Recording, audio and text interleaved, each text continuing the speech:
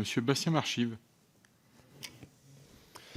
Merci Monsieur le Président. Monsieur le Ministre, je voudrais vous interroger à propos du logement étudiant. Aujourd'hui, en moyenne, un étudiant français vit avec moins de 1 000 € par mois, dont près de 600 € sont consacrés à son logement. C'est donc peu dire que la faiblesse de l'offre locative constitue un frein dans l'accès à l'enseignement supérieur, puisque si on ne peut pas se loger, on va vite avoir du mal à aller faire ses études. Donc quand on a des territoires, comme c'est le cas chez moi à Niort, dans ma circonscription, où les effectifs d'étudiants augmentent de près de 40% en quelques années, on voit bien que le défi est de taille.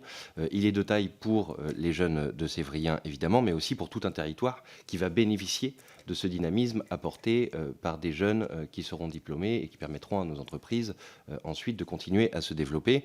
On a des dispositifs comme Pinel+, LMNP ou encore de Normandie qui contribuent déjà à améliorer l'offre de logements étudiants, mais on ne peut constater malheureusement que leur insuffisance. Aussi, ma question, Monsieur le Ministre, est celle de savoir quelles sont vos orientations et celles du gouvernement pour contribuer à loger nos étudiants dans des logements qui soient décents et qui soient évidemment abordables.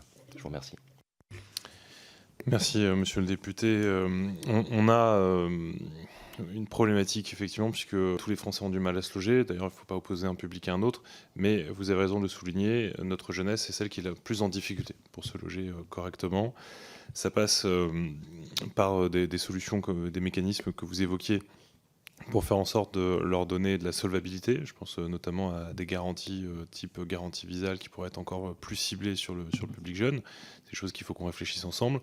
La construction, là aussi, de résidences, vous parliez de public étudiant, il y a un enjeu de mobilisation des fonciers.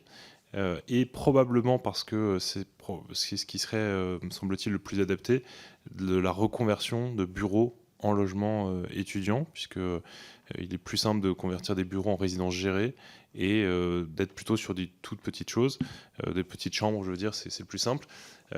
Et ça fait partie des choses que j'étudie actuellement avec le ministère pour qu'on puisse, là aussi, dans le cadre de ce que j'appelle le plan logement que nous aurons à co-construire ensemble, je l'espère, à la rentrée, en janvier, mettre au cœur de ces problématiques le logement étudiant.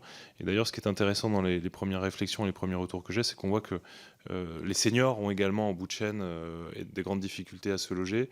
Et on se rend compte qu'au fond, on est quasiment sur les mêmes enjeux en termes de volume de logement, en termes de taille des logements, etc. Donc il y a probablement aussi une réflexion à avoir en couplant les deux, finalement, les deux bouts de la chaîne. En tout cas, merci de vous préoccuper de ce sujet qui est fondamental.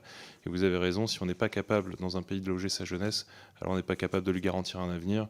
Et donc le défi qui est devant nous, il est immense et comptez sur moi pour m'y atteler. Merci.